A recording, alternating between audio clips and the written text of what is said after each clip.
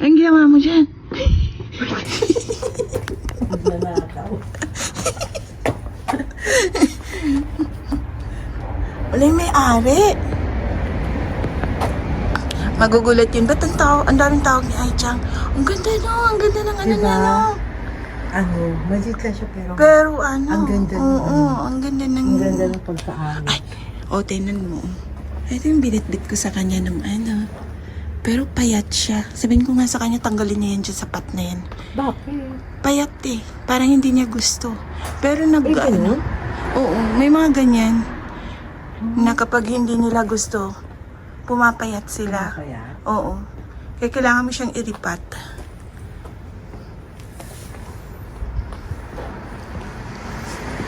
Iuwi mo na daw yung gusto mo. Sabi mo Sabi mo Sabi, ano? Wait, tignan mo nga si Lola to, di ba? Oo. Dami, Ang tataba. No? Ang ang gaganda. ganda. Ayan, pwede na rin. Isang basket. Ay, mabigat yan. Bigat rin. Pwede naman. Tulungan kitang buhat. Ito rin, ang taba nito. Mabigat yan, di ba?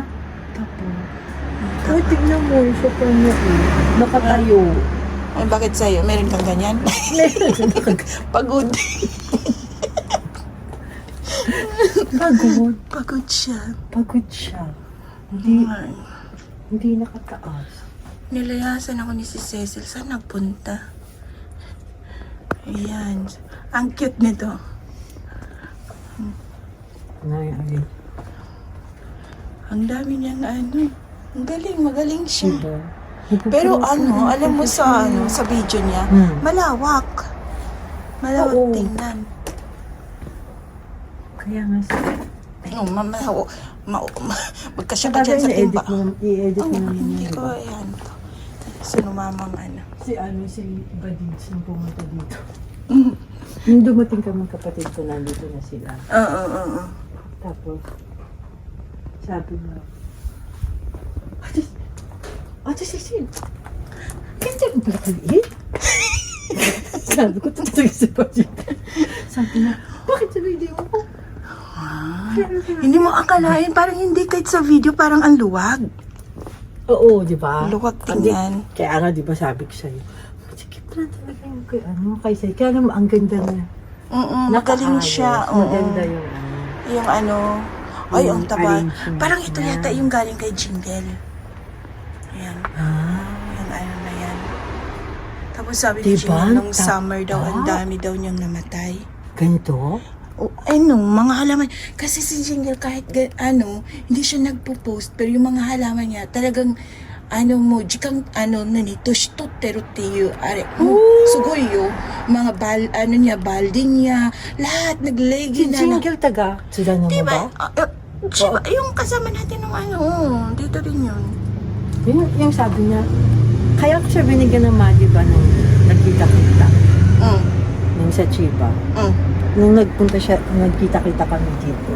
Sabi niya, ako nung summer, namatay yung mga alaga Yun ko. nga ang sabi niya. Walang natira. Sabi niya, pati madiba, ganyan. Kaya naalala ko yun. Sabi ko, Di ba nagkita kayo dito nung? oo. Sabi ko, hindi lang siya sumama ng karaoke. Kasi may Lakad. apo ba? Oo. Yung pamangkin yata niya. Paalagaan na. Ano, nakapili ka na. Wala namang may-ari. Pili tayo. Pili tayo. Ang magaling siyang mag-arrange. No. Para namang hindi siya. Yung akin, naman usog kaya hindi siya usog magaling. dito, usog doon eh. Wala ba talagang tao? Pinagtataguan lang tayo. Tao po!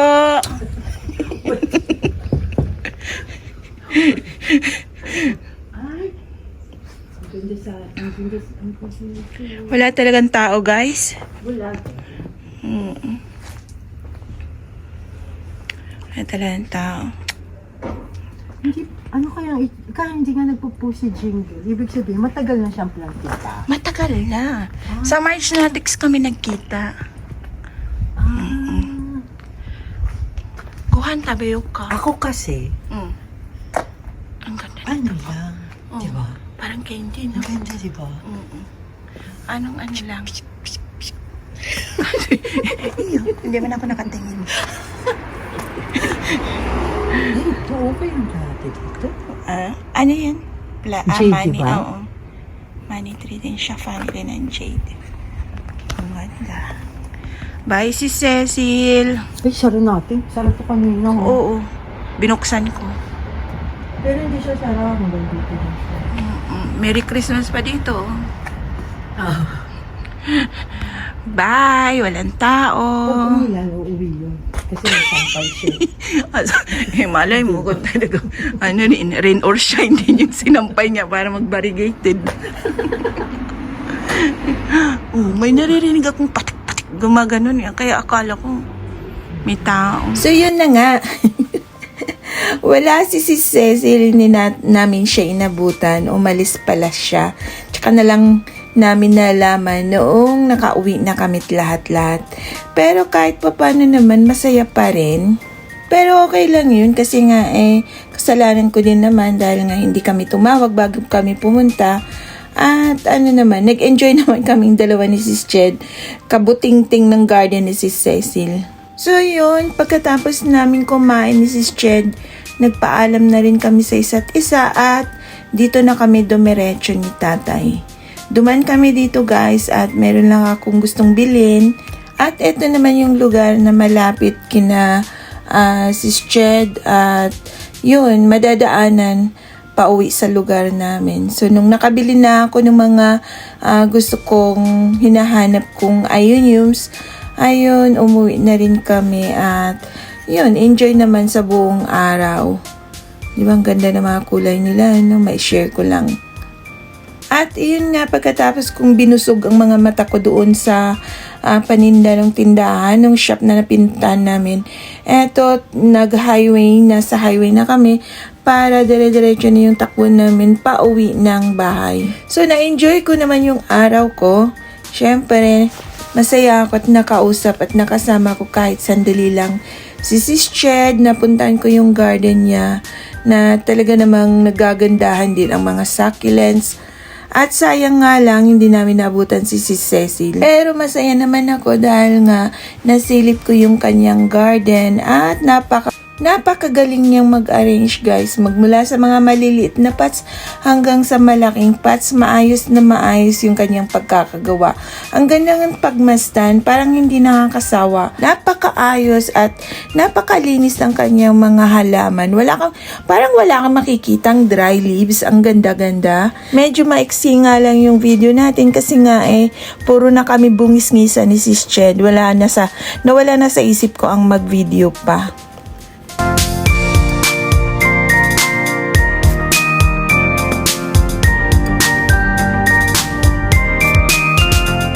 So yun lang guys, dito ko na ulit tatapusin ang video natin na to.